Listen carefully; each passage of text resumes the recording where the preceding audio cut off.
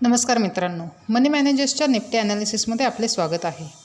आज Nifty gap down open झाली 23,382ला आणि 23,350चा लो हिट करून पुन्हा अपसाईड मूवमेंट घेतली आणि जवळजवळ 23,540ला क्लोज झाली।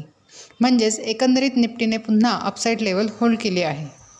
डेली टाईम फ्रेममध्ये बघितले तर निफ्टीने लो हिट करून ग्रीन कॅन्डल फॉर्म केलेली आहे। तसेच 1 तासाच्या टाईम फ्रेममध्ये बघितले तर पुन्हा ती चॅनलच्या आतमध्ये क्लोज झाली आहे।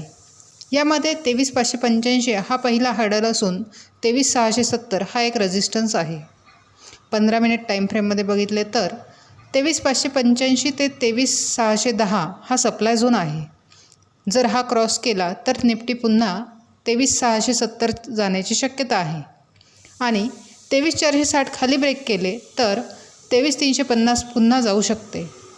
उद्यासाठी विचार केला असता 23,610 आणि 23,460 या दोन महत्त्वाच्या लेवल्स असणार आहे। कोणतीही साईड ब्रेक झाली तर चांगला ट्रेड होऊ शकतो।